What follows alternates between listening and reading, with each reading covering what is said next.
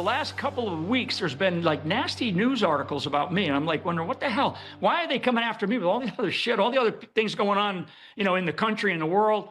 You know, they got these, I mean, like a Washington Post, New York Times articles, right? So, you know, and I'm going to read something. And in the case of Flynn, it would soon come out that he had taken, quote, dirty money, unquote. And I'm thinking to myself, really? Seriously?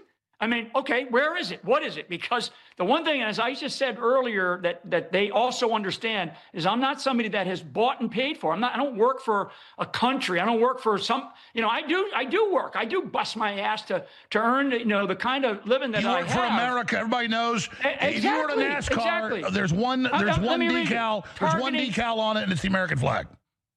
Yeah, I mean, you know, I didn't spend over 33 years of my life in the military, 5 of those years in direct combat operations, and all these other assholes, excuse my Irish, that are out there that have no friggin' idea, you know, these digital warriors, you know, that are down in their basements. I know that there's good digital soldiers. There are influencers out there that are working hard and they're trying to expose the right things, but there's also these idiots out there that say things and they don't have a clue what they're saying. So, but that bothers me less than what I believe President Donald J. Trump needs to do going forward. And I am going to talk about that. You know, I mean, I'm reading from a report that I got from a very good source, you know, a source that I would describe as A1. And anybody that's ever served in the military, in the intelligence business, when you say you've got an A1 source, that means you have a bulletproof source of information, right? They're going to dig up dirt on my wife, right? On my wife, that she had relationships while I was deployed overseas. I showed this to my wife. She was livid. I mean, as I'm livid. I mean, you know, come on. This is unbelievable. But this is the kind of bullshit that we are dealing with, that I'm dealing with, because why? Not because I'm over the target. It's because people know that my voice, and thank you to any audience out there for allowing me to have the voice and the platform that I do have, because otherwise, you know, what am I going to do? You know, go off into the sunset? Bullshit. This is not how I was designed. I was not raised like serious. Why are you sharing this information now, Patrick? As we're looking at Venezuela and we're talking about our rigged elections, it seems to me that you feel that this is an important part of you that you need to let the people know. Why? I've danced around long enough and it's not working. And the regret of my life is that I spent the first Trump term trying to dance around within my constraints. Buffett said, Patrick, when I went to see him, he was like my rabbi. He said, Patrick, just go on television and tell everything. And I just said I couldn't do that, but I went and told enough, trying to shape. And I've had enough. We're having insurrection. We have an insurrection going on. People calling, you know, these people calling, you know, and don't you hate how that they say, well, we're not saying disobey Trump. We're just saying that if he gives you illegal orders, which theoretically, then it's time for you to disobey Trump. So I want to tell people in the military who I know watch your show that theoretically, if you have officers, generals or colonels who try to get you to take part in a color revolution, please kill them for us citizens. Just shoot them in the face. We'll appreciate it. Theoretically.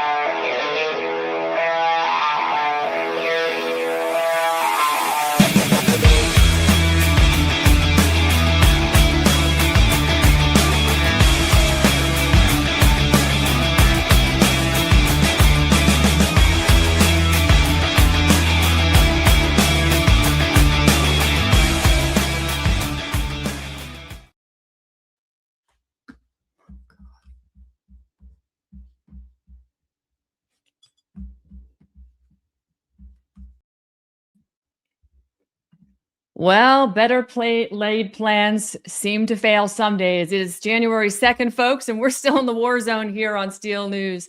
A little rusty. We had a couple of days off, but you know what? It is a new dawn of a new day, and the war zone continues. I don't know if you're paying attention what's happening around, but people are lighting it up on social media right now. And today, on the heels of basically some very serious, shocking revelations that were dropped on all of us here in America with General Flynn's emergency broadcast on Alex Jones this past Friday, and as many across America and the world are drowning in what we call salacious headlines, I want to acknowledge something that has been deliberately erased from public record. For years now, Emerald Robinson has done what very few journalists in America were willing to do. She followed the evidence on election integrity. Isn't that why we're stuck in this horrible situation? We watch our republic just disintegrate before our eyes. We don't even have a republic. They don't even use the Constitution. But with Emerald, when it came down with professional, legal, and personal consequences, she didn't back down. She didn't just report on opinions.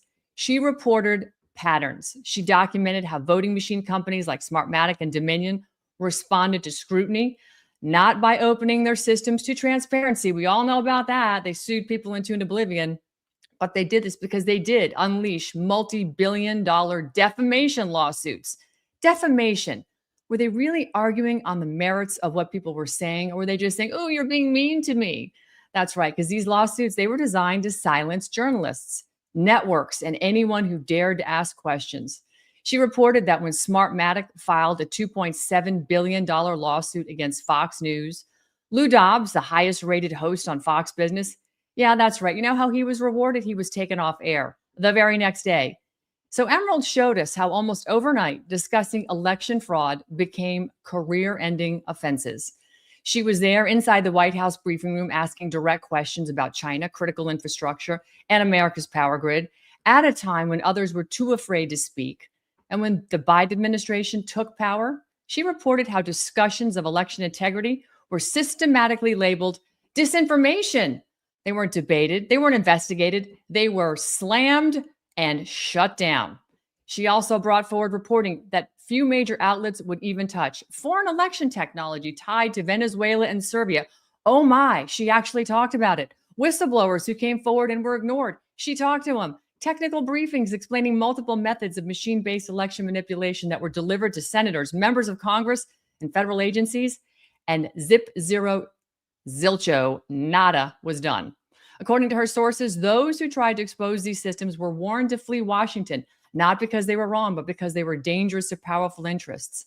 Emerald reported on international data routing, foreign hosted election infrastructure, and the disturbing possibility that America's election systems were not as sovereign or as secure as the public was told. And for that work, she wasn't rewarded. She was targeted. She was named as a witness in a major defamation case, multiple defamation cases. She was pushed out of corporate media.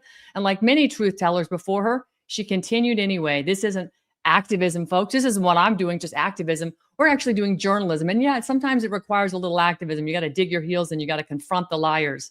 Emerald Robinson, it's an honor to welcome you to Steel News. Thank you so much for joining me here today and being a part of all of this. You have done some incredible work over the years, and it's an honor truly to have you here. And I've been a guest on your show, so you're not afraid to deal with truth tellers. So thanks. How does it feel to be January 2nd on the heels of all this? You know, I'm looking at the fact that we're in 2026, and unfortunately, we still have a lot of the same problems we had 6 years ago, right? Yeah. But I am hopeful this year. And as you were talking about my reporting, and there are others like yourself who refuse to give in and reported on the truth. It's sad that that must be called activism, right? But that's the state of journalism. We're actually just doing journalism. We're just doing our job, and we refuse to stop following the trail that was laid before us. It was obvious. It's not even that you can say that I'm special. I just refuse to give in to the pressure. That shouldn't be activism. It's just where journalism should be, but journalism has died, as I know you talk about all the time. Yeah. But I'm a little bit encouraged on this January 2nd in 2026, because while I took a break, I laughed to my husband. I said, of course, it's while I'm taking a break that everyone starts talking about election fraud, but it was great to see. You had the president. You teed it up. So you did your job, and you know what? You can go in the backseat of the car and take a ride, Emerald. It's okay. It was nice. It was nice. All right, so I want to talk about this because you put out a blistering thread. When did you actually realize that election integrity wasn't just about fraud, but it was about silencing anyone who asked questions? November 4th, 2020. It became obvious immediately. We started getting shut down on Facebook probably first. It took about a month before the pressure came into the Newsmax organization, where it was, you realize at a corporate level, you were going to be silenced. Right. But we'd already started getting shadow banned on then Twitter.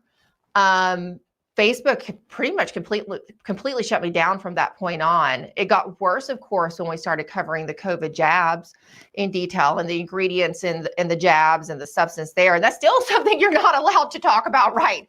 And in 2026, you're not allowed to talk about how the jabs continue to kill people, how it's destroyed our military readiness, et cetera.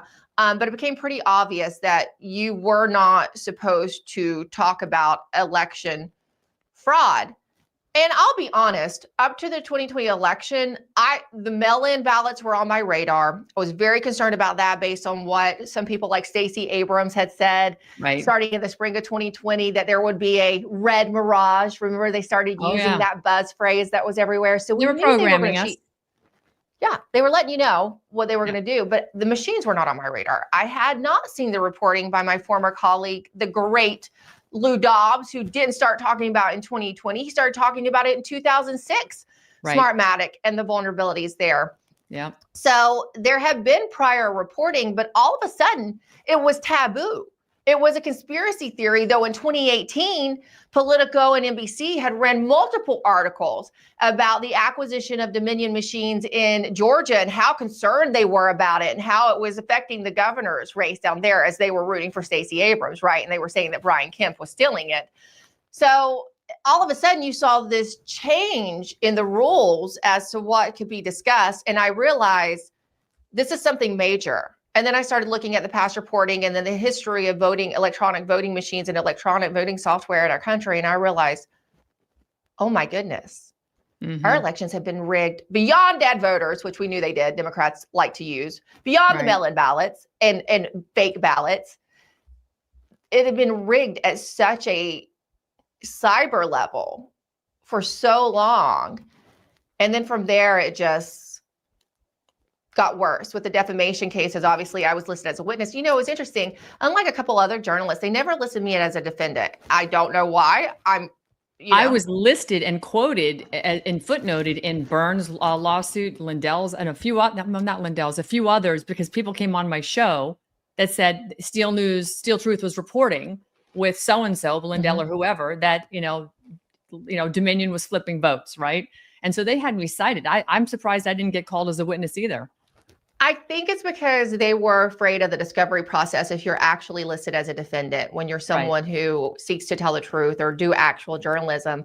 That's all I could figure. Now, I still had legal bills. I couldn't trust Newsmax's lawyers. It was obvious to me from day one when they started asking me questions.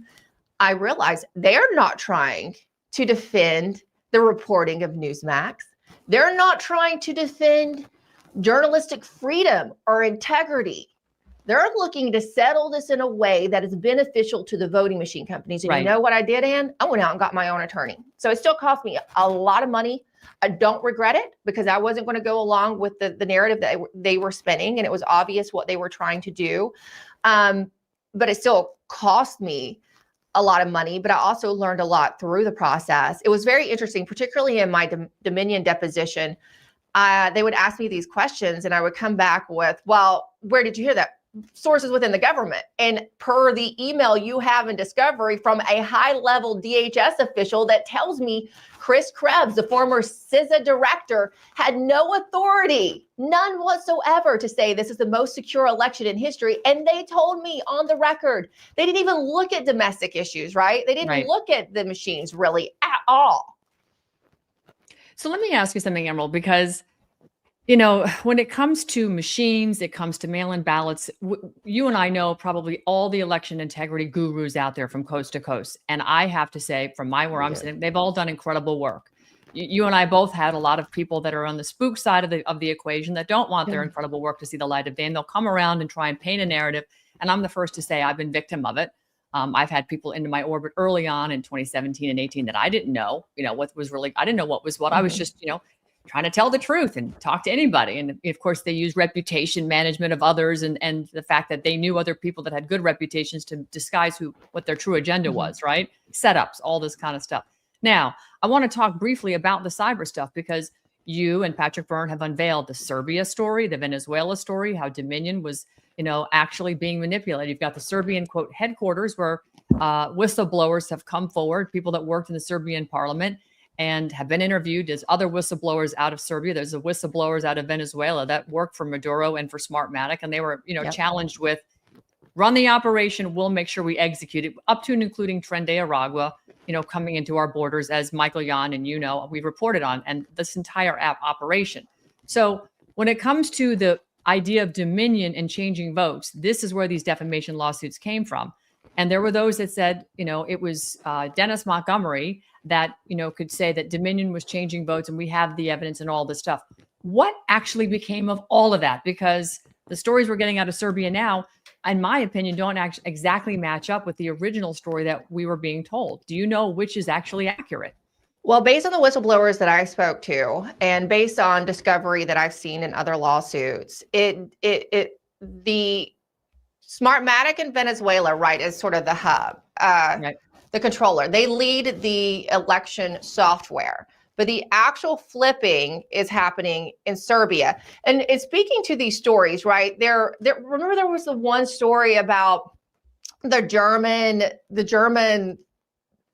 office or the German hub that got, attacked or raided. Yeah. Seidel was raided and all of this this is during 2020 and 2021, early 2021. And I actually asked Sidney Powell about that during an RNC press conference, because that's something that former Representative Louis Gohmert had said on Newsmax, actually. So, I'd asked her about it because she was one of the lead attorneys on this during the time.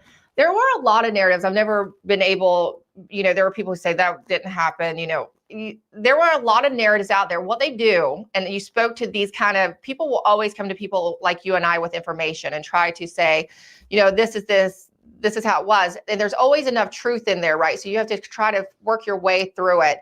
There's enough truth in there to make it plausible and believable, and it fits with a certain set of what certain truths you already know, but it is meant to mislead you, to discredit you, to move you in a different direction.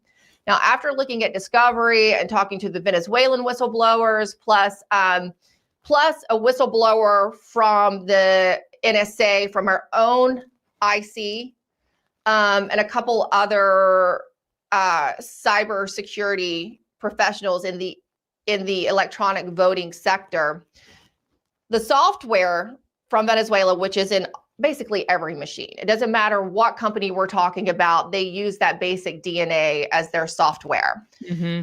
But particularly with Dominion, they had an office in Belgrade, Serbia. There's not just the whistleblowers that are the Venezuelan whistleblowers that worked for Smartmatic that confirmed this. There's also email chains, right, back and forth, and the discovery in different defamation cases. As Sheriff Darleaf in Berry County, Michigan, I'm sure you've talked about his revelations on this show. He's released a lot of that information, right? He's even released the emails that show the Serbian connection. The data is routed there. They can set up a virtual machine into the electronic voting system and flip the votes, right? And then disappear the machine, right? Like it doesn't happen. Now, how does China factor into this? Because, we were told that there was Chinese interference in the 2020 election, and there absolutely were.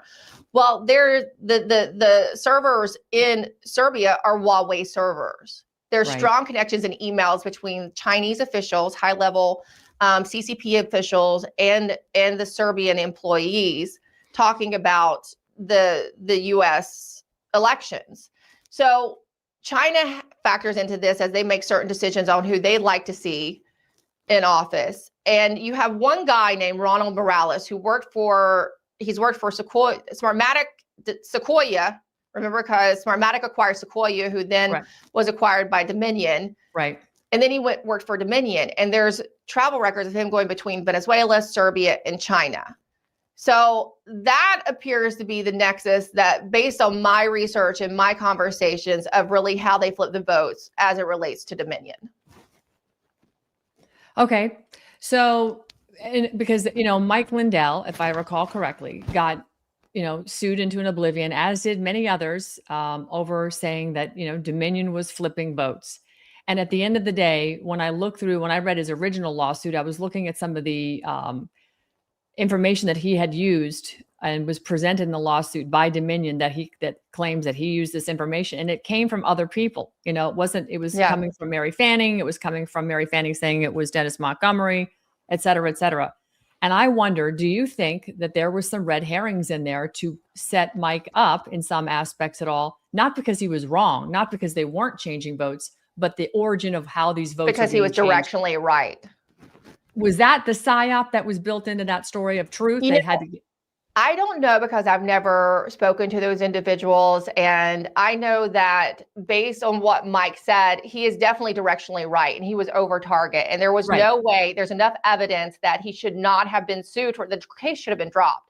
He should have been sued for defamation. And if actual evidence was allowed in, he should have won at trial. And especially with the recent Eric Coomer case, which turned out good in that it didn't.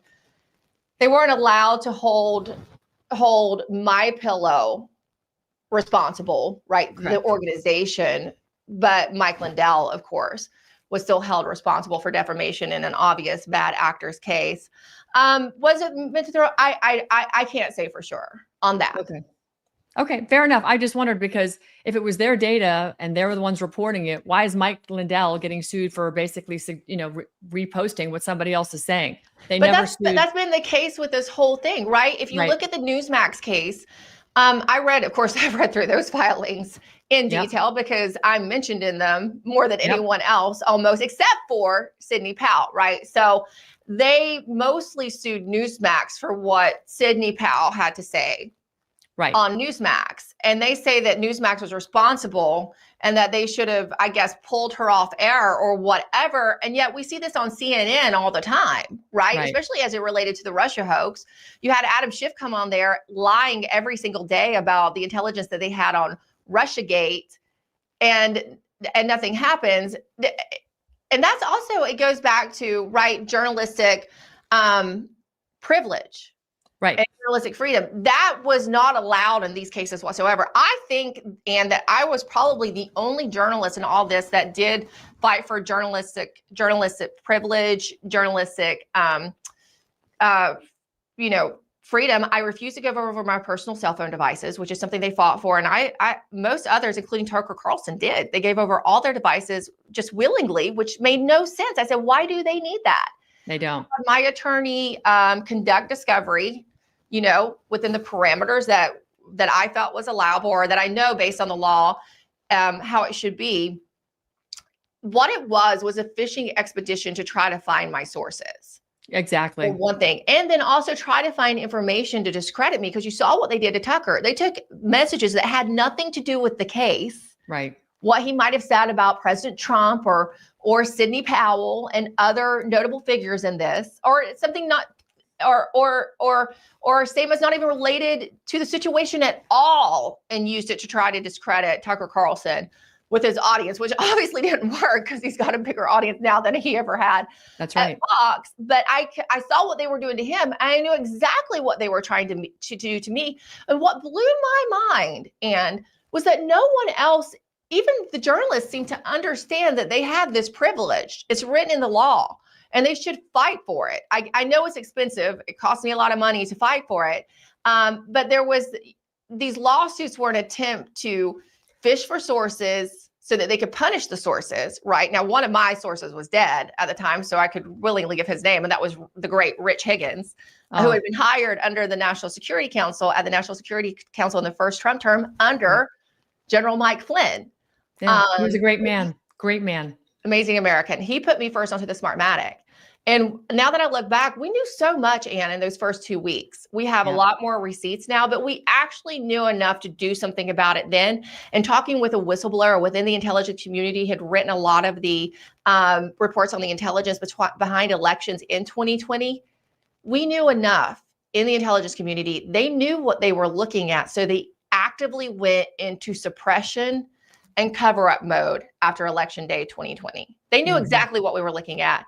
And President Trump was talked off of it. He knew, but his personal attorneys around him told him, no, these are crazy people, even though the IC community had the evidence to back it up. But of course, we're withholding it from President Trump. Speaking of IC community, recently this was revealed on your show. That's huge. That's two huge bombshells right now. But I can't ignore the third. You just told us that you are CIA, sir. So how would you describe your role with the CIA, which you haven't revealed before? Well, again, I was telling the truth when I said they frequently was reminded that you have a really non-standard relationship. You have that. It became kind of my mother relationship. I had lots of relationships across the government, but eventually I went from there to by 2010, 2011, Obama, I became something called a tier 1 intelligence asset. And then in 2010, 2011, Obama elevated me to national intelligence asset. I was told I was going to be the ace in the hole for all kinds of, for the real tough situations from 2010, that was after working for Brennan for 4 or 5 years. And then I continued doing all that stuff through 2016. And all this crazy stuff happened that I've told you about, where we set up the Russian hoax. That's why, I've talked around it because I was trying to hide that, but I've told these stories about how I got drawn into setting up the Russian hoax and the Hillary this and that. There was a little bit of fibbing there. I didn't want to explain the whole truth. I was doing that. I didn't just stumble into it. I was their go-to asset. I was the national intelligence asset.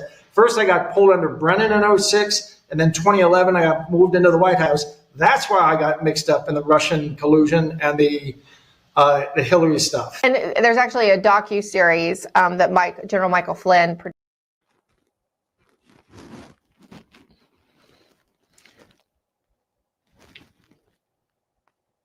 And I can't hear you. Don't know why that muted. So Patrick admitting he was a CIA asset, how does that reframe 2020 for you and frankly for all of us? Well, I think you can understand better why he knew early on as to what we were looking at in 2020. But I think that was obvious all along. When Patrick said that on my show, he's now saying the words, but come on now. And he references the docu-series that he's in that General Flynn did. It's actually a great one. It's just a great watch because it's very, very entertaining. It's very well done. And it's a, moment to moment, very thrilling spy series that if it was scripted and made up, it's entertaining. But knowing that, this was Patrick Byrne's life, then it's really, then the docuseries reveals that. And here's what I have to say to that. People say, oh, well, now I can't be trusted. Understand that because we have an extreme lack of trust. Oh, with good reason. Absolutely. With our intelligence community. Yeah. I have been, go ahead. I was just gonna say, I've been fortunate throughout my years covering first economic policy and then politics in general, that I have met a few Americans, unfortunately not enough. But there have been a few who have worked in the intelligence community as assets or at different levels, let's say in the CIA, who are true American patriots. They're absolutely appalled at what our intelligence community has become, and they think it needs to be burnt down. But let's be honest. It takes those guys to know what was really going on the inside, because many of us, if you're a journalist and you've covered it, you know what to look for. But the average American, just an average American, probably couldn't have had the information readily available that someone like Patrick Byrne, who has worked as a high-level asset for a couple of decades, had. And it took someone like a Gary Berntsen, right, who had been a CIA station chief, to say, this is what we've done in other countries. We had reported on it. There had been station chiefs who sent back reports to Washington over the decades saying, hey, we're seeing budget being stolen here. Probably 300 eyeballs at a time were looking at this information. So people know this, and they just discarded it because they knew what they were doing and they didn't want to talk about it. So we had to have those guys to put the pieces together and get pointed in the right direction. Now, what you have to do is continuously vet that information. And Patrick Byrne will be the first to tell you. Every time Patrick tells me something, he says, don't just trust me. Go ask some of these people, or, find other people to ask. And that's what I've done. That's right. Spent, almost 6 years now interviewing. I remember in 2020, and I was calling down at the county level in Georgia. I was calling GOP chairmen. I was calling precinct chairs. I was calling clerks. Anyone who would talk to me about what they were seeing. Now, in the initial days right after 2020, one thing they were seeing is that they were coming in and doing changes to the machines, saying that, oh, this is just regular maintenance after an election. And the clerks and the precinct chairs did not believe that was honest. So I've talked to everyone you could possibly talk to at every level. And I know you've talked to a lot of the same people. And over the last year, particularly since Patrick Byrne and Gary Burnson and others started telling me this wild story about 2024, which sounded again like a scripted spy movie. Yeah. Thriller on Netflix. And it should be one day. I went and talked to other people. I started calling around. I called a lot of the people who were involved that don't want their name in there, but I knew were around. And some of those people who were mentioned in the story. And I called to say, hey, well, just look at General Flynn the other day. He verified what I said about going to Switzerland and meeting the whistleblowers. That's right. And he hadn't publicly addressed that yet. No. But I called around and people said, yeah, no, that's true. And of course, I called General Flynn. You know, I called everybody who was involved and anyone who could be in the periphery. I have spent hundreds of hours over the last year. So if you didn't see me reporting on something else, it's because I was literally on the phone day and night checking out this story. And yet nobody's calling you for the big interviews. No. You're not getting called from Fox. You know, God knows the left isn't going to call you. They're never, I mean, they're just, but again, they're all part of the same weaponized, you know, fourth branch of government apparatus. They're here to make sure that your message isn't getting out. You know, General Flynn went pretty hot on Friday. I loved it. I was simulcasting it on my channel because I just wanted to, you know, help get as much people watching what he had to say. You know, Todd Blanche and Susie Wiles, you know, they seem to be either protection or management of something going on in the White House. And you put this out, which I thought was great. I told you for the last few years, America is now a banana republic. And now we have a final confirmation I was right. And it's the Hills article on Todd Blanche saying the DOJ won't release full Epstein files. I mean, the issues that we are hearing and seeing with Todd Blanche go far beyond the Epstein files. He seems to be sort of the blockade in the DOJ, and he's, you know, somehow doing the dirty work of what Pam Bondi doesn't want to get her fingernails involved in. What's your take on Blanche? All roads continue to lead back to Blanche. Doesn't matter whether it's the Epstein files, as I put there, which was, you know, other public source reporting, right? But the election indictments. I'm continuously being told indictments are coming, indictments are coming. And I do believe at the time I'm being told that is probably the intentions of other people involved. But by the time they go for sign off at the top of the DOJ, which is Todd Blanche, because Pam Bondi is largely MIA, unless she needs to come into account for, you know, to Trump for something, or, you know, she's showing up on Fox. It's about all she does. I hear she's even just hanging out in Florida mostly. She's not even spending most of her time in the DOJ. I'm hearing the same thing. I called I've got some good attorney friends there. I called them, how often do you see Bondi around? Never. And they're confirming to me Blanche is the problem. And it's also with the J6ers. Remember, there's still some problems with the J6 community as far as accountability there. Some of them who need full pardons have not received those yet. And then there's also the civil litigation asking for restitution for what our government did to them. Blanche and Bondi, in her absence, are also blocking that. The J6ers, something the president has said needs to happen.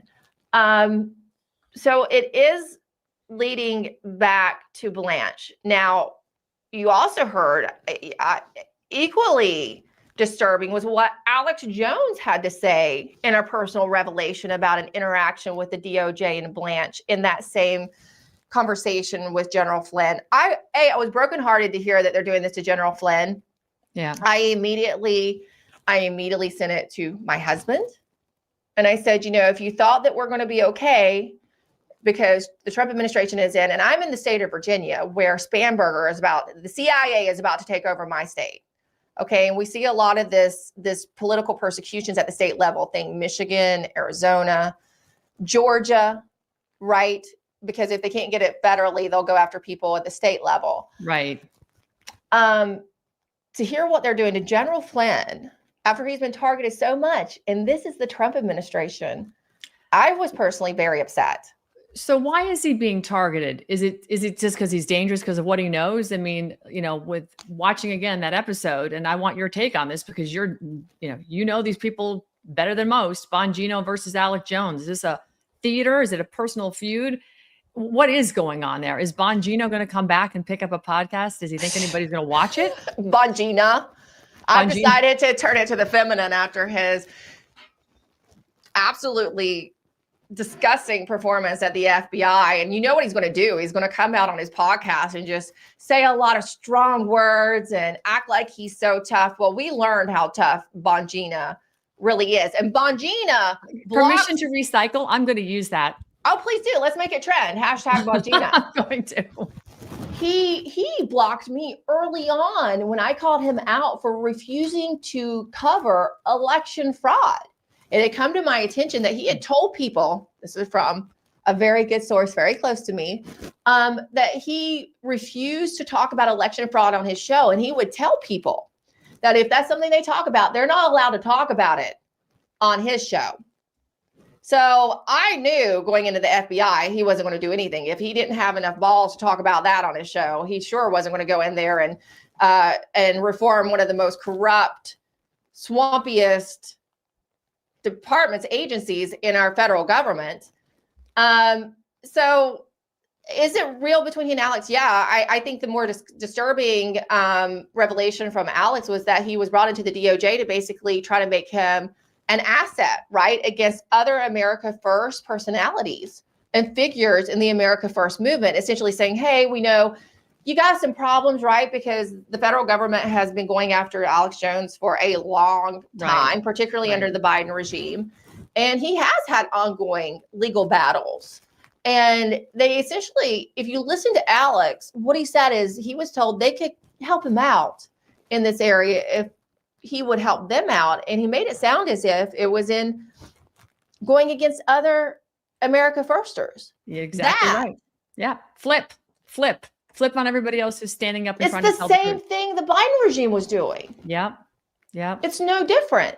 So, and as far as, and before we move on, I do want to get to what General Flynn, why target him? Yeah. Because look, he was one of the top spooks in our country for a long time. Mm-hmm. General Flynn absolutely knows where the body's buried. He knows exactly how this works. Exactly. And he had a direct line. They were able to cut him off the first term with the Rushgate hoax and neuter him by making him too hot to touch, right, for President Trump. So General Flynn couldn't advise him in the same way. Even if they had pushed him outright, they made sure that President Trump couldn't talk to General Flynn. It wasn't the case the second time around. And General Flynn knows exactly what needs to be done and can tell Donald Trump that if Donald Trump gives him a call. So they have to find another way to keep him from being able to talk directly to Donald Trump, I think. And I think his emergency broadcast was just that. He's not only talking to President Trump, and I think everything he said on the emergency broadcast, Trump has already heard, but it was really for us to hear. It was for the American people to hear and get very vocal about it, because as you and I both know, we the people are the government. It's very clear in our Constitution. We don't exercise it like we should. But if you inspire people to show up and do their job, i.e. do what you do what I do what a lot of people are trying to do, which is just get people educated and start moving and acting in accordance to self-governing, which we can, perhaps we might fix this situation. But there's one person that's very close to President Trump, and you went all the way there with her on Susie Wiles about this Vanity Fair article. I mean, that was a shocker, and you were pretty vocal about it on December 16th right here, which I love it. Susie Wiles talked with a shit-lib reporter 11 times. Trump has an alcoholic personality, and Vance is a conspiracy theorist, and Vaught is a right-wing zealot, and Musk destroying USAID is a bad thing. Yeah, this is what Susie Wiles said to this reporter. What in the actual hell is going on here, Emerald? How does President Trump not know this is what's going on? It was just a dumb thing to do. Oh, yeah. Obviously, she knew she wasn't going to be punished for it. And then she tried to come out there, and they all tried to say they took her words out of context. I don't care 11 if hours? did. You should have been sitting with them anyway. Exactly. They hate you. They hate everything about President Trump. They hate everything about America First, but so do a lot of people that are still currently in the Trump administration. Okay. So she should have, and then posing for those pictures, the whole team. I know Susie controls the team. I get it. But at some point, somebody like Rubio or JD Vance. JD wants a political future, right? He wants to be the heir apparent in 2028 and is obviously automatically working towards that goal, already working towards that goal. That was a dumb thing for him to do. And I would tell him that. Why on earth would you agree to sit for this and talk to these obvious bad actors? But then here's the thing. They can say they took it out of context, but then they had the recordings and they played them for other reporters and they have it all on the record. And when you have your gatekeeper and chief of staff sitting with the enemy like that and joking and making fun of your own administration, we got real problems here, folks. And that's just what I'm trying to point out, because a lot of people say, well, I don't really want to have him rolled on because she's such a pessimist. I'm not a pessimist, I'm a realist, because we have to do something about it. And I've made my list on my X of the things that need to get done in 2026. And a lot of that's to deal with our security vulnerabilities, with our infrastructure as it relates to China threats. There's lots of serious issues that we face. And we have to be honest about them. And one thing that I have learned about covering President Trump over the years, Ann, and I'm sure you have too, is that he does listen to the public pressure from the base. He might be headed in the wrong direction. We've seen maybe not as much course correction in the second term as the first term, but for issues this big, if people will get vocal and get upset enough, he will be forced to listen. And that's why General Flynn understands that. But I also know that General Flynn is very careful with what he does. So when he did that emergency broadcast, folks, that means it is a level 10 situation. It is a code red. He is only doing this because he feels that he absolutely has to at this point, because I know he tries not to do statements like that. It's very rare when you see General Flynn just completely speak off the cuff and, and uses Irish, because he's a seasoned veteran, my goodness. But I think, he understands America has hit the breaking point. And when I've never seen so much discussion for a tax revolt, don't pay your income taxes. Look, when they're sending the money to Somalia, what are we doing? Who are we working for here? I didn't sign up for that. You didn't sign up for that. Nobody signed up for that. In fact, the things that President Trump has made a priority right now, I think a lot of Americans are like, well, that wasn't on my bucket list when I decided to go to the polls and vote for him. I wanted the border closed, which he did. It's closed for the most part, right? It's much better, but they wanted accountability, and we're not seeing it yet. And I think Americans are beyond the breaking point and boiling point with lack of accountability. And then you look at the Kash Patels, the Dan Bonginis, this Pam Bondis, and you wonder, how does Ed Martin even survive in that swamp? How is he doing it on a day-to-day basis? I think that they have sidelined him so significantly. That's the only reason he's survived, because they've made sure he has no resources and no real power. And I'm sorry to say that. Ed Martin is a true patriot, and I do believe he's fighting for the right things in there. It's just that he's probably getting shut down.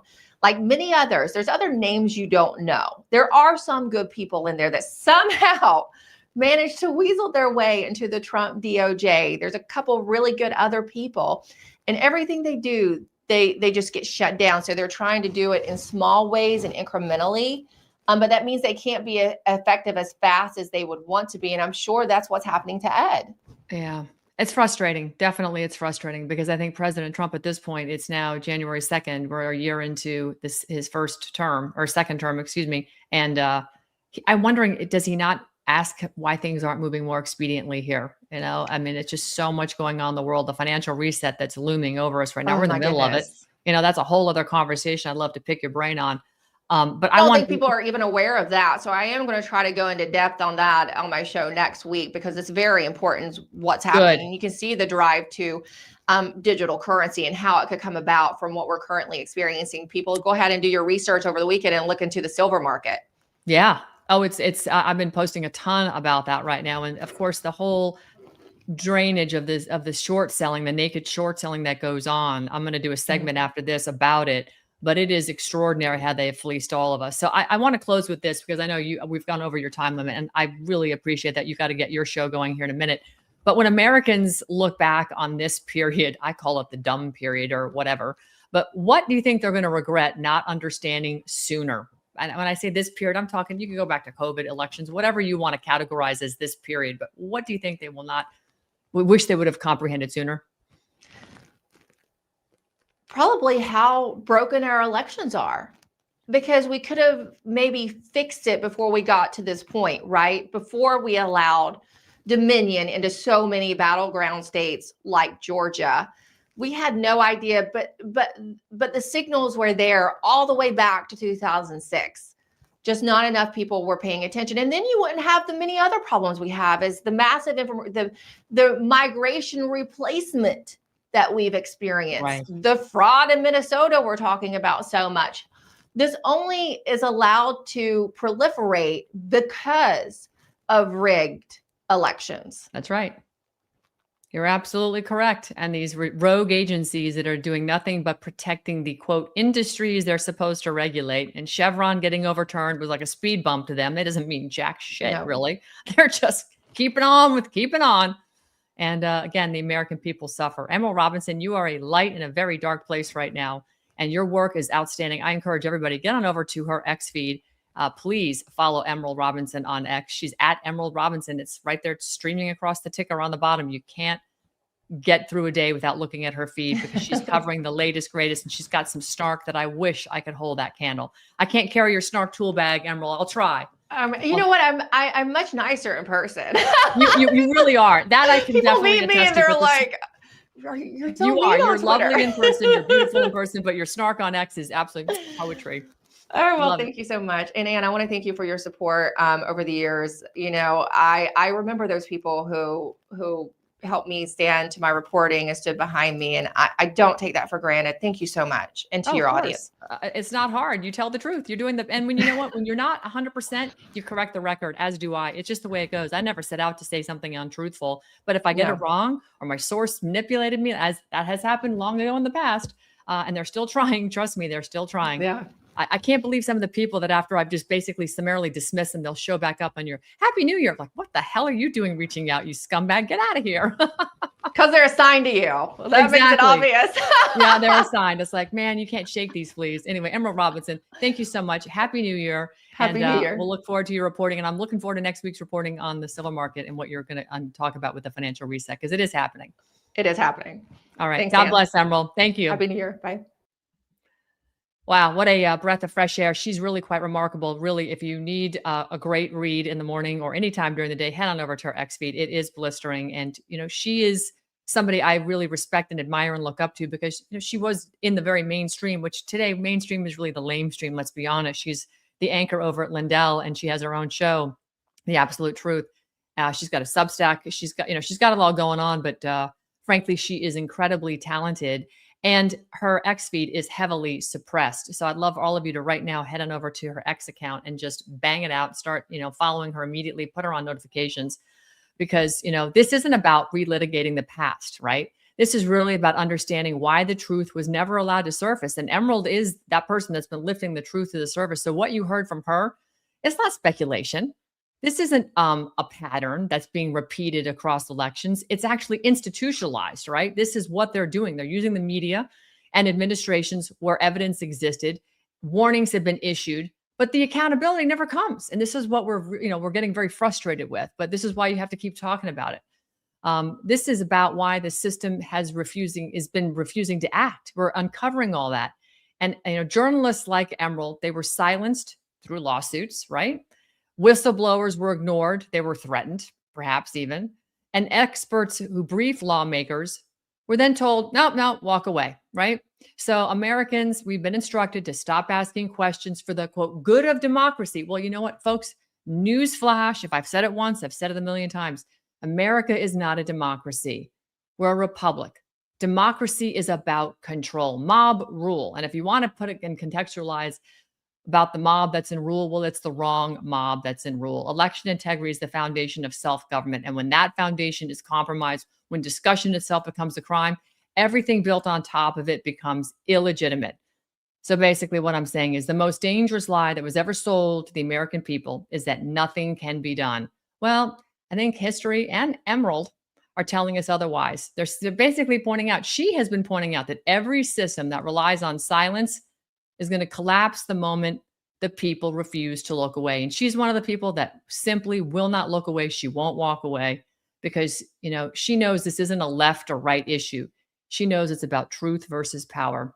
So I'm going to take a quick break here. When we come back, I'm going to talk about MMTLP.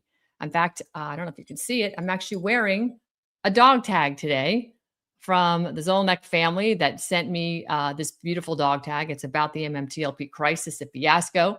And I alluded to naked short selling in the ending of this segment with Emerald just a few minutes ago. We're going to talk about that. I'm going to break it down a little bit for you. I'm going to go a little bit unscripted here because I want to touch on this today. It is January 2nd. And when I'm done with this live, I'm actually hanging up the phone and I'm calling the DC Metro Police, who actually has my permit application for the press conference that we want to do live in front of the Securities and Exchange Commission over on F Street in Washington, D.C. F for fraud. How appropriate. Or put any expletive behind that you want.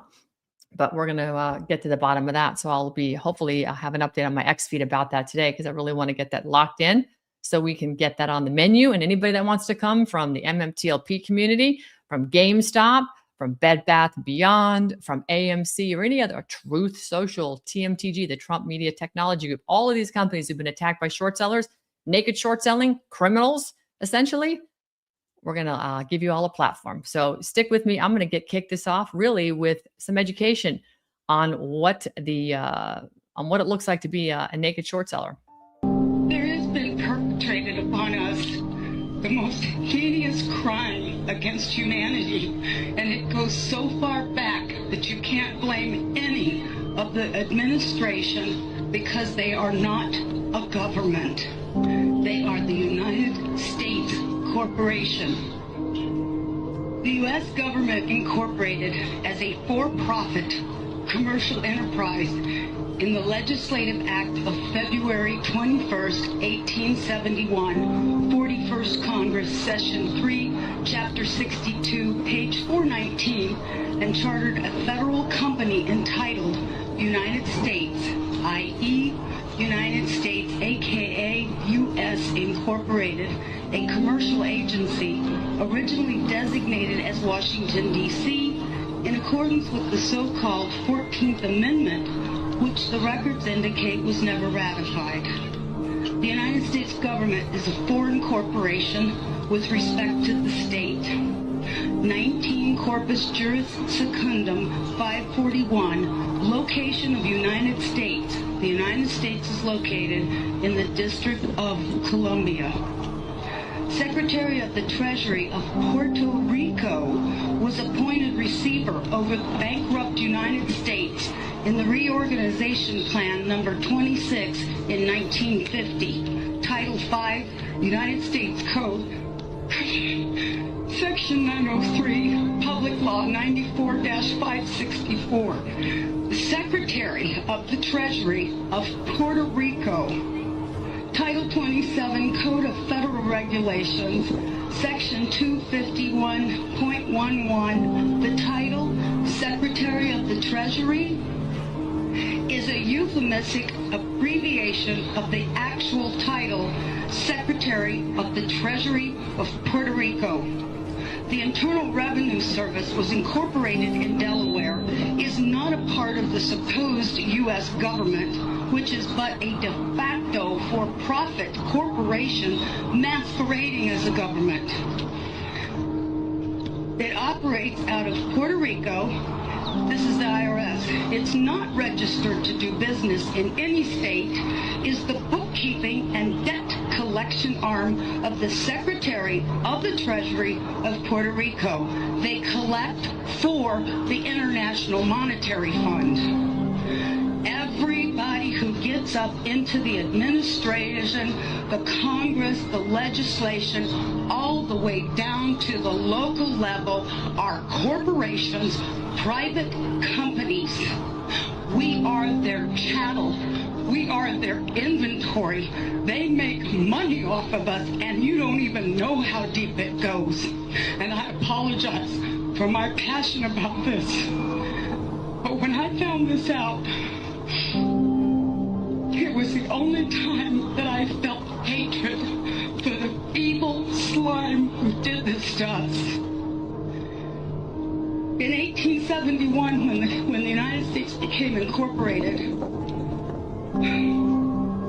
they attached our birth certificates to a CUSIP number on the stock exchange, which equals slave trade, and it's done every time a baby is born. There is a bond trust account set up, and they trade us on the stock market, and this is all documented, and I know it's shocking. Some of you are hearing this for the very first time, and you're thinking, oh my God, how could they possibly?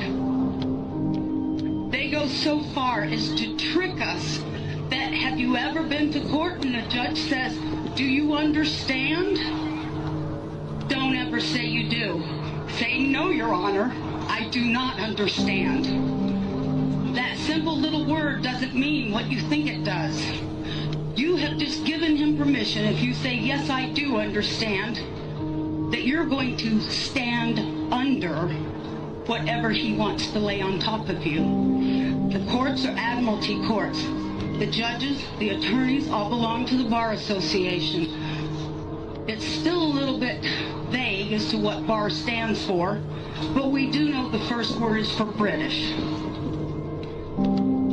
Some people say accredited, some say attorney, and a registry. They do not work for us, we the people.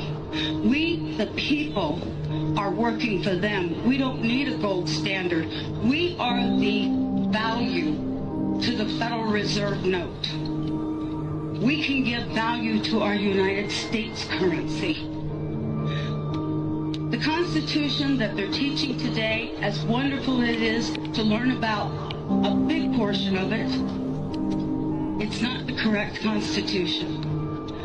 It's actually a second Constitution, and that's the one that they wrote when they went incorporated. In 1933, there was the Emergency Banking Act.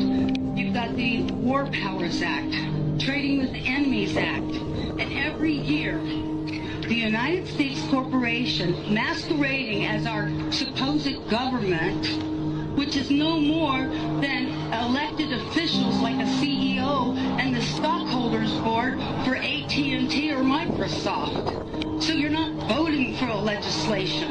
You're not voting for a representative, because each and every one of them are bonded under a United States corporation. There's 37,000 subsidiaries of that corporation.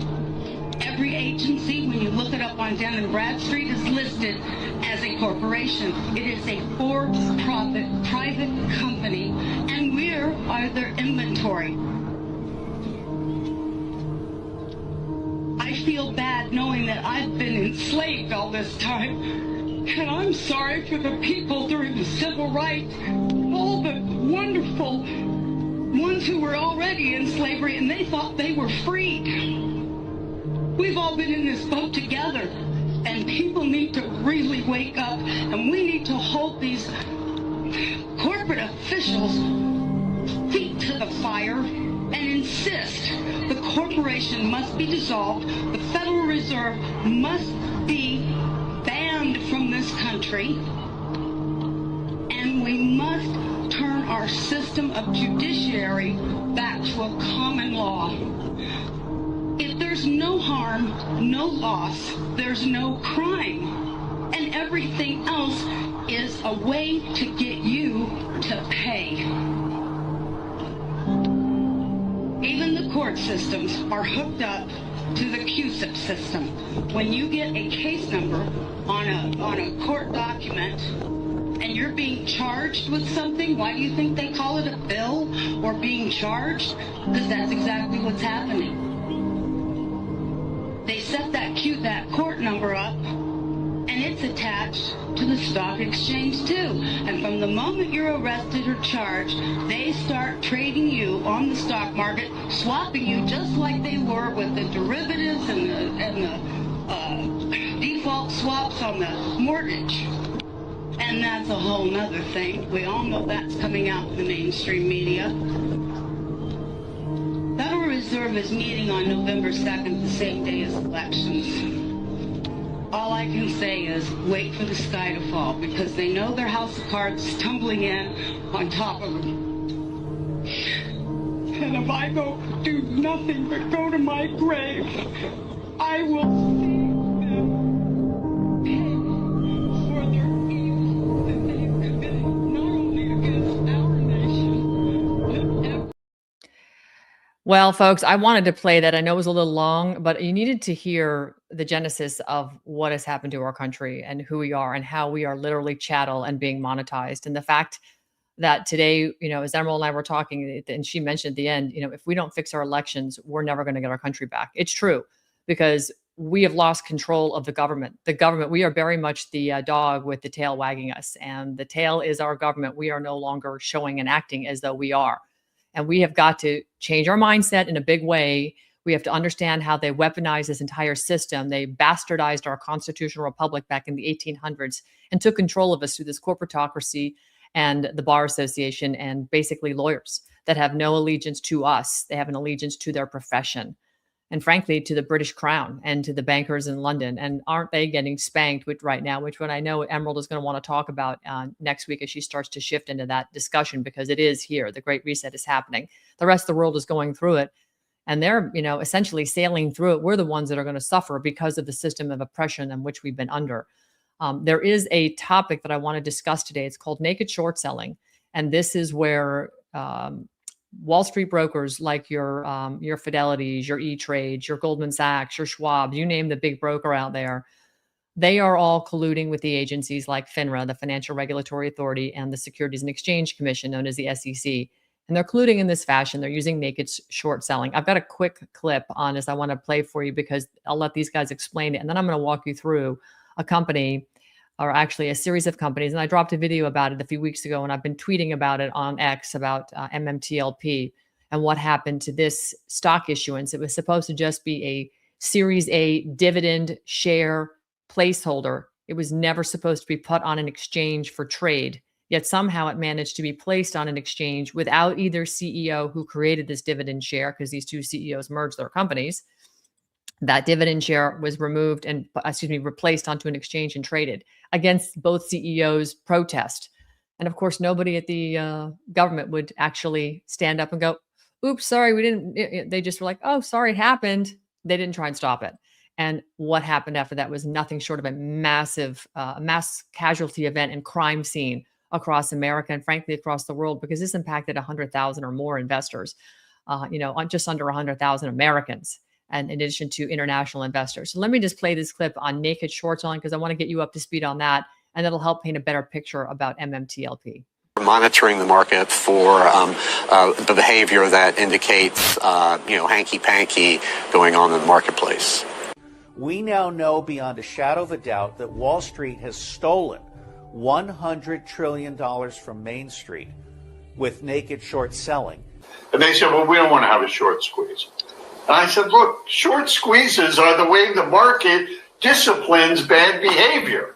That's exactly what you do want. And otherwise, you're not going to have any effect on this. And, the SEC, it has its constituencies, and they don't include little companies being attacked by criminals. They include the big financial institutions and the big companies, so they didn't do anything. We, the SEC, are going to turn a blind eye to hedge funds who want to come in and do some manipulative activities, which just means using the fault tolerance to end up selling much more stock, to shorting much more stock than there actually is to short. Right. And they did, and they turned a blind eye. It's a bigger market now. Maybe you need 10 million in capital to knock this stuff down, but it's a fun game and it's a lucrative game. You can't create yourself an impression that a stock's down, but you do it anyway because the SEC doesn't understand it. What's important when you're in that hedge fund mode is to not do anything remotely truthful, because the truth is so against your view that it's important to create a new truth, to develop a fiction. And this is actually just blatantly illegal. The SEC has the enforcement capability to look at what people are doing by name in options, derivatives, short sales, and they should go, if someone's doing anything wrong, people are in collusion or people going short and then making a tweet, about a bank, they should go after them, and vigorously, and they should be punished to the full extent the law allows it. So. Which brings us to the gold medal winner, Wall Street itself, with the theft taking place daily on the markets. This is likely to have already cost investors over $9 trillion, dwarfing all the other frauds that have come before it. What is the mechanism by which this robbery is taking place? It's the license for Wall Street to issue shares in companies without their permission and sell them for 100% profit into the market, diluting the company's investors and leaving massive amounts of fake shares in the market through a process called naked short selling. How does the scam work? Short selling is a legal process by which a broker can allow a trader or fund to borrow shares from a company shareholder and then sell these shares on at a higher price, hoping to then buy back at a low price at a future date. Naked short selling is the illegal process by which the broker lends a share without actually having a share to loan, which means they are selling something they don't have. This was made illegal by the SEC in 2008, the same year Wall Street ate one of its own, with the Lehman Brothers collapsing in a record-breaking $619 billion bankruptcy, 5 times the size of WorldCom. And Lehman's CEO, Dick Fuld, blamed naked short selling for driving Lehman's into the ground. And Bloomberg also wrote, the biggest bankruptcy in history might have been avoided if Wall Street had been prevented from practicing one of its dark arts. As Lehman Brothers struggled to survive, as many as 33 million shares in the company were sold and not delivered to buyers on time, according to data compiled by the SEC and Bloomberg. That was more than a 57-fold increase over the prior year's peak. The SEC has linked such so-called fails to deliver to naked short selling, a strategy that can be used to manipulate markets. And despite this massive bankruptcy and then the global financial crisis that followed, exactly 0 people were charged with any crime. And now here we are, 15 years later, with hundreds of thousands of retail investors and now CEOs complaining openly of continuing, ongoing, illegal, rampant naked short selling to manipulate share prices downwards, destroying shareholder value and robbing companies and their investors. Don't even naked short sellers have to cover their positions and eventually find shares to buy to cover their short? No. The stock markets say that all trades must be covered within 2 days, but there are plenty of loopholes to avoid this. First, if a broker does not cover, they file a failure to deliver, or FDD, which buys them a few more months to push the price down and cover later. Secondly, they have ways to fake covering by using off-exchange transactions in dark pools where FINRA and the DTCC do not track all the transactions. And third, they have ways to fake covering by using locates of the same share to cover multiple trades, or to fake the transaction as a long trade instead of a short trade, and a whole bunch of other scams. The result is they can flood a company with sell orders pushing the price down, scaring people into selling their shares at a loss, and then they can cover back at their own time over the next few months, or simply never cover at all and leave fake shares in the market, which can be a multiple sometimes of the company's true shares issued. As Elon Musk tweeted in 2021, you can't sell houses you don't own, you can't sell cars you don't own, but you can sell stock you don't own? But not once did the SEC go after any of the hedge funds who were nonstop shorting and distorting Tesla. Not once. They would lie flat, the hedge funds would lie flat out on TV for their own gain at the expense of retail investors. Not once, literally 1,000 times. Not once did the SEC pursue them. I want to say that it is a new day at the SEC. I'm determined that we return to our core mission that Congress set for us more than 90 years ago. The SEC's 3-part mission, as the chairman stated earlier, was enunciated by Congress in the Exchange Act, and that's investor protection, which is vital to our mission, holding accountable those who lie, cheat, and steal. It violates federal law. When you know that a law is being broken, it's Chapter 42, Section 1986, and you choose to do nothing about it, and you have the power and authority to do so, in the eyes of the law, they're guilty. All right. So that was a really good explainer on naked short selling. And you saw some people that we all know and appreciate now that you've heard from Emerald Robinson, that Patrick Byrne, of course, came out as a CIA asset, but he's turned and used the information that he learned for good. But he was really the OG when it comes to explaining what was going on Wall Street with the settlement crack, as he would call it, cracks in the settlement process where trillions of dollars was just disappearing.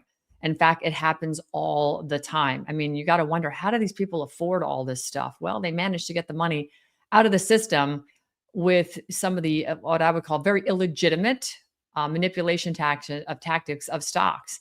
And it was recently with Devin Nunes and what is the CEO of Trump Technology and Media Group, Trump Media and Technology Group, TMTG, also of Truth Social. He posted this recently, and this is what came out about naked short selling, and that they've identified this and they have a solution. So I'm going to just about this. We have people that are essentially whistleblowers that are coming forward. So we're getting people now that are coming out of the woodwork that are beginning to tell us things that I'm like, wow, this looks like something that I should have looked at when I was in Congress. It appears like it's been happening for a long time, but it's something that shouldn't happen in this country. I mean, you shouldn't be, if you're on this reg show list, if there's an irregularity, you can understand if something gets a little out of whack for 1 or 2 or 3 days, but then if the system works properly, everything should be cleaned out quickly. But I think the problem is bigger, and maybe they got so greedy at targeting us that maybe, just maybe, we don't know, but maybe we're going to expose something that's going to be bigger than what most of us imagined. And I think there's probably been a lot of companies over the last decade or so or more that have been hurt by these same tactics. And so, look, I'm hopeful that we're going to continue to work with our allies in Congress. We'll build the case. We'll inform the appropriate authorities. As you know, we've already talked to the NASDAQ. Seems to me like the RICO statute applies here. And that leads me to, the other, we're obviously going down the congressional route right now. But don't forget, there are a lot of state attorney generals that should have an interest in this. If how much damage has been done to capital formation of other smaller companies that have been hit by this naked short selling or counterfeit shares. My guess is it's going to be a large number. And look, we just might be the poster child. And if this happened to us, we're going to break it out into the open. We're going to make sure that people know about it, and we're going to continue to expose it. So working with Congress, working with other governmental authorities, and also going to work with the state attorney general. Okay, so Devin Nunes, recently, I'm going to share another screen with you right now. This is a post that I put out just the other day, and it's advising and asking if President Trump ever saw a letter that Devin Nunes put out, and it's regarding what you just heard him talking about. And I want to tie this back to another company. It's MMTLP, which is the stock ticker that was of the birth or the genesis of a reverse merger between Torchlight and Metamaterials, two companies that came together for various benefits that each other provided the other. And they spun out the stock ticker. And the stock ticker was to represent a placeholder as a dividend for a share of a new company that was going to be spun out called Torchbridge and NextBridge Hydrocarbons, NextBridge, excuse me. When NextBridge was spun out, the holders of the MMTLP dividend share were going to get 1 share of NextBridge Hydrocarbon, which was a promising company. And this is where the crime scene started. So I want to just go back a minute and just talk about this from Devin Nunes's perspective, because he did send a letter. And here's a letter that came out where 74 members of Congress signed a letter in support of the 65,000 plus MMTLP victim families, an effort to expose the FINRA U3 halt and an audited broker share account. So let's just go to this right here. And you'll see this letter is from Devin Nunes, the CEO of Trump Media and Technology Group. And he is talking about specifically in, let's see if I can make it a little bit bigger. That's probably helpful for you guys. Hang on a second. He's talking about an urgent matter concerning the potential manipulation of the stock of Trump Media and Technology Group, which trades on the NASDAQ. Okay. But what he was talking about in that clip you saw was that this stock was appearing on the Reg Show threshold list, which basically is a list that tracks, trading activity that's not normal or unlawful, right? And he was talking about the naked short selling, which means people were basically selling stock they didn't own. And brokers, what I'm going to just say Fidelity, but I'm not saying Fidelity was participating, but let's just call it Fidelity. And he's right here. He calls out Citadel, Virtue, GI Execution, and Jane Street Capital as brokers that had an extraordinary volume of DJT shares that were shorted. These brokers were selling stocks that they didn't have. And maybe they were borrowing them from people that were in their brokers, in their broker firms that they were managing accounts for that had the shares, and then reissuing them to somebody else to sell. But the fact of the matter is, it was highly illegal. And the worst part is that FINRA and the SEC are well aware that this goes on all the time. Well, let's tie this back to MMTLP because Devin makes a reference here. He says, I'm attaching an April 18th letter that he sent regarding this matter to Adina Friedman, chair of CEO of NASDAQ, and the other attached letter is signed by 74 members of Congress relating to a separate incident of possible market manipulation, potentially including naked short selling, suggesting that TMTG's experience is not unique. Well, he was referring to MMTLP. And this is the letter that was signed by Congress. I'm not going to read the whole thing, but you can see all these members of Congress, congressional signatures right here. They're well aware of what happened to the MMTLP community. So bringing this all back home, what does this mean? MMTLP and the naked short selling that has gone on has left tens of thousands of investors bankrupt, all their entire accounts wiped to zero, families that ended in divorce, members in the community, including veterans. There was over 200 veterans that were part of the MMTLP community that committed suicide. Not 200, part of that community. College savings accounts gone. This is catastrophic, and this is because you had broker dealers like E-Trade and Schwab and others that sold a stock ticker that was never supposed to trade. One of these broker dealers contacted FINRA and said, hey, we want to trade this ticker symbol, MMTLP. We want to trade it. The CEOs of the two companies that made that ticker symbol had to actually fill out the 211 and go to the forms and fill out the form in order to make that stock trade on a market. They didn't do it. A broker dealer filled out a 211 form they never should have been able to allow to fill out, and got that sucker trading on the over-the-counter exchange in Canada. Well, the OTC market is the wild, wild west. All kinds of shenanigans happen up there. And in this instance, they went to town on this ticker, okay? And they sold millions, if not hundreds of millions of shares short on this ticker. All the while they're selling this, they are pocketing millions and millions of dollars. Here's where the practice went horribly wrong for these criminals. Because when the two CEOs decided to actually square all this up and spin off NextBridge Hydrocarbons, that would require anybody holding a share of MMTLP to get a share of NextBridge Hydrocarbon. That was the original S1 filing that said, hey, you're going to get a 1-for-1. So when they went to file the S1, the broker dealers who were selling the stock short with fictitious shares that didn't even exist realized that. They actually sent an email to the SEC in a panic. And I want to share this with you right now because this is important. They sent this email in a panic to the SEC from a trade organization that represents the broker dealers. The organization is called FIF. The president of it is a gentleman named Howard Meyerson. You see him up here in the red box. These are the people at the SEC he sent emails to. But in this email, they outline these bullet points right here that say, hey, we simply cannot have the SEC allow this S1 filing for NextBridge Hydrocarbons to advance, because if it does, they're asking for all of the shares so they can basically issue the new NextBridge Hydrocarbon share for every single share of MMTLP. They're wanting to have all those shares transferred back to them under their control at the transfer station, which means those shares cannot be held in broker-dealer accounts. So for those people who legitimately own the stock, they would have had their shares transferred back over to NextBridge under the transfer agent, where they would receive a new NextBridge Hydrocarbon share.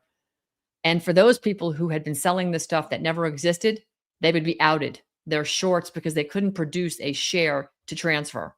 Do you understand what's happening here? So if you read these bullet points, this is an email that is so damning. It is so exculpatorily explosive, proving that the SEC was colluding with financial companies on Wall Street that manage shares for good Americans and others around the world that trade stocks, thinking that their stuff is safe, only to find out their shares were on loan. They were being sold again. It's called rehypothecation. And or the brokers were just selling shares that they didn't even have at all, weren't even on loan. They were just making stuff up. So this is the crux of what is happening to America. This is the silver squeeze you see happening today.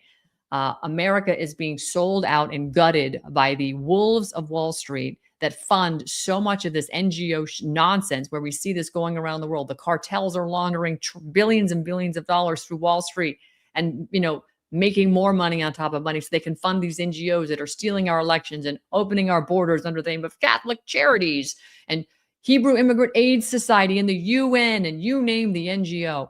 This is the big money laundering loop. And oh yeah, there's child trafficking and weapons trafficking and drug trafficking and all kinds of trafficking. That's just part of the fun for these criminals. The fact of the matter is they're using your money, your hard-earned money, to fleece it. And there is so much coming forward. I wrote an article today on X. It's in my, if you go to my X feed at Ann Vandersteel, I'll see if I can pull it up for you real quick. I actually wrote an article about the fleecing that's going on. So let me just kind of grab that for you, because I want you to see that it's here. Let's see, let me pull it down.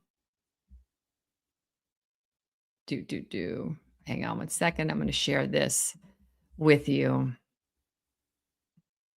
Okay. This is my X feed articles.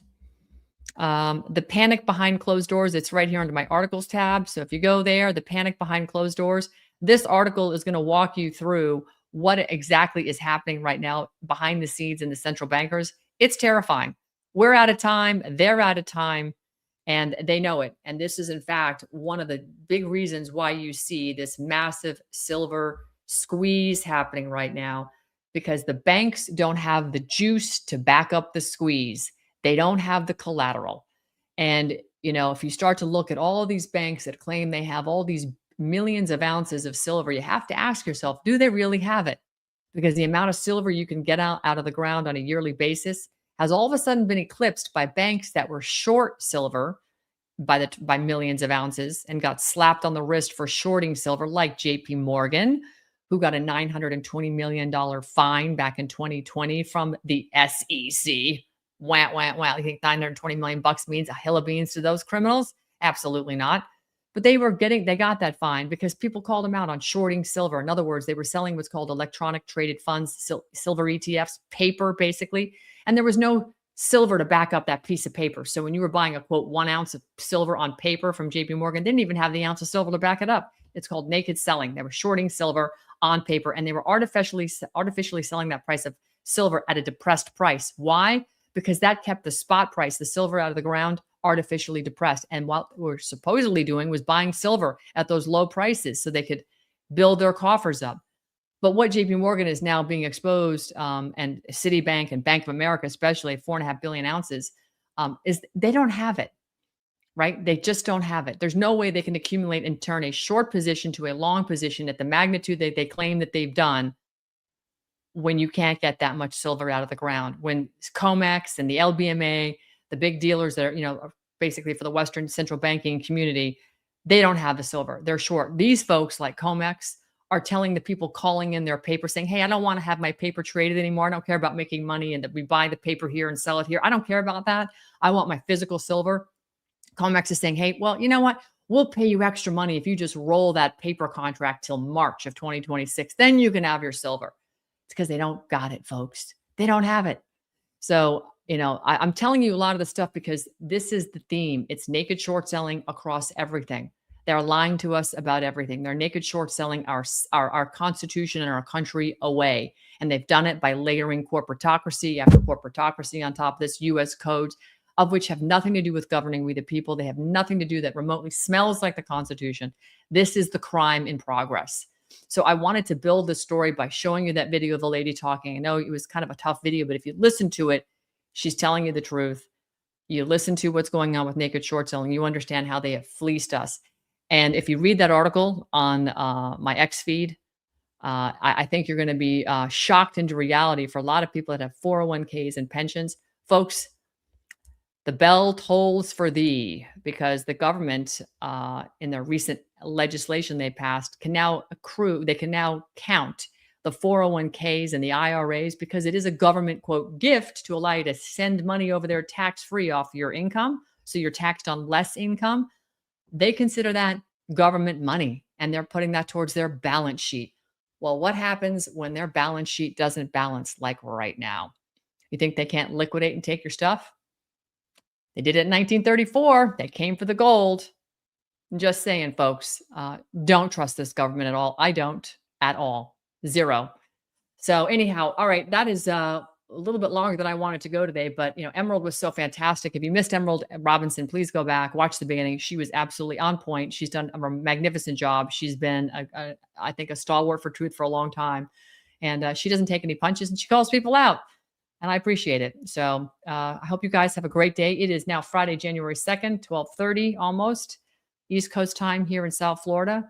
And I wish you guys a great weekend. And we'll be back next week. I'm going to be doing a lot of traveling over the next 6 months. So don't count on me doing this regularly on every day. I'm not going back to that format. But I will come and talk to you guys when I have something important to convey and some ideas to share, and hope that it helps you all. So you can follow me at annvandersteel.com.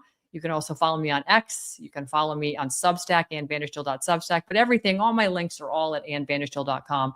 So by all means, please do. And if you want to get healthy, right on my ticker below, vandersteelhealth.com is a great way to start the new year.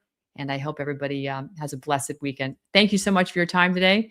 And we will see you next time here on Steel News.